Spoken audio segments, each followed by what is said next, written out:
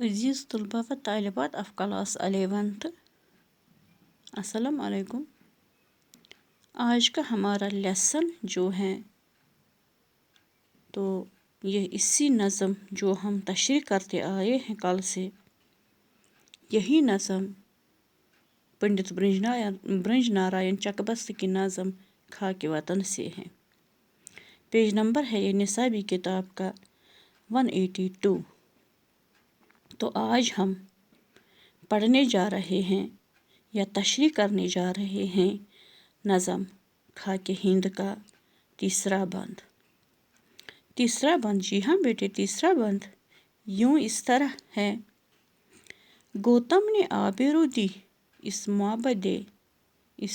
معبد کہن کو، سرمند نے اس زمین پہ صدقے کیا وطن کو، سرمد نے اس زمین پر صدقے کیا وطن کو، اکبر نے جام الفت بخشا اس انجمن کو، اکبر نے جام الفت بخشا اس انجمن کو، سینچا لہو سے اپنے رانا نے اس چمن کو، سینچا لہو سے اپنے رانا نے اس چمن کو، سب سوربیر اپنے اس خاک میں نہاں ہیں،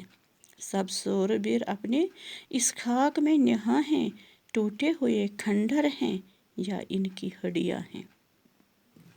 جی ہاں بیٹے، اس بند کی تشریح ہم یوں شروع کرتے ہیں۔ فرماتے ہیں شاعر برنج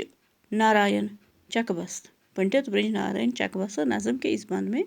فرماتے ہیں وطن کی عزت آبرو کی اہمیت بڑھاتے ہوئے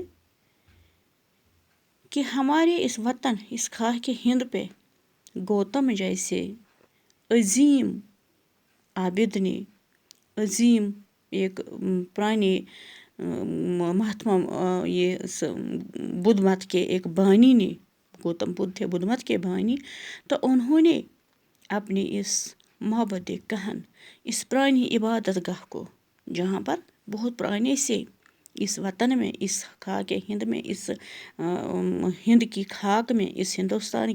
کے وطن میں، جہاں بہت پرانے سے عبادت گاہیں موجود ہیں، بہت سے مذاہب موجود ہیں، تو گوتم بدھ نے اس معبد کہن، اس پرانے عبادت گاہ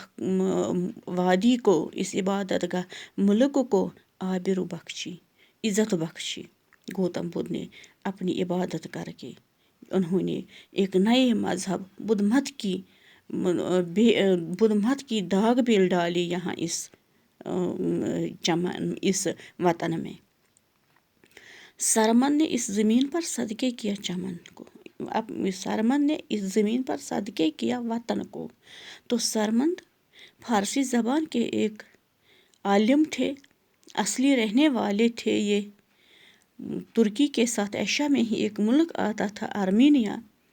ملک آتا ہے، آرمینیا، تو اصلی وہ وہاں کے ہی رہنے والے تھے۔ پورا نام ہے ان کا شیخ سرمد کاشانی۔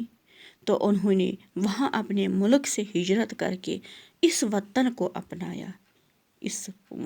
ہندوستان کو اپنایا، اپنے وطن کو صدقے کیا،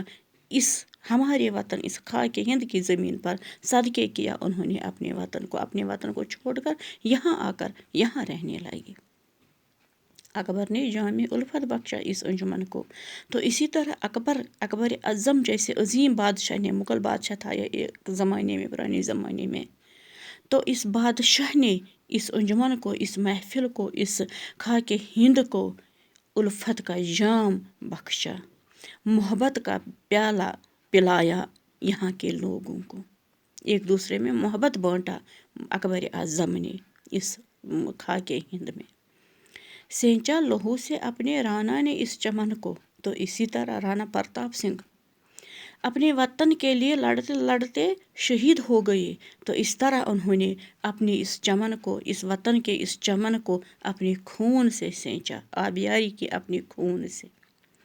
سب سوربیر اپنے اس خاک میں نہاں ہیں۔ تو یہ سبھی عالم، یہ سبھی بہادر، یہ سبھی مذہبوں کے بانی، تو یہ سبھی ہماری اس خاک میں، ہماری اس خاک ہند میں پوشیدہ ہے، یہاں ہی یہ دفن بھی ہیں۔ ہمارے ہی اس ملک میں ہیں، یہ سبھی لیڈر، یہ سبھی رہنما، یہ سبھی مذاہب کے یہ بانی، یہ سبھی لوگ، یہ سبھی شخصیتیں، عظیم شخصیتیں اسی ہماری اس زمین میں نہاں ہیں، پوشیدہ ہیں، یعنی دفن ہیں یہ یہاں ہی اپنے خاک وطن میں۔ ٹوٹے ہوئے کھنڈر ہیں یا ان کی ہڈیاں ہیں، چاہے آج ان کے ٹوٹے ہوئے کھنڈر ہی موجود ہوں یا ان کی ہڈیاں موجود ہیں، لیکن یہ یہاں ہی موجود ہیں، چاہے ان کے کچھ نشانیاں ہی موجود ہیں یہاں اس وطن میں آج تو وہ نہیں ہیں ان کے قبروں کے یا ان کے محل خانوں کے آج کھنڈرات موجود ہیں یا ان کی ہڈیاں ان کی قبروں میں موجود ہیں، تو لیکن موجود ہیں ان کی نشانیاں آج بھی ہمارے اس وطن میں، ہمارے اس خاک ہند میں۔ جی ہاں بیٹے، اس لیسن میں اتنا ہی تشریح ہو جاتا ہے، تو باقی اللہ نگہبان، والسلام۔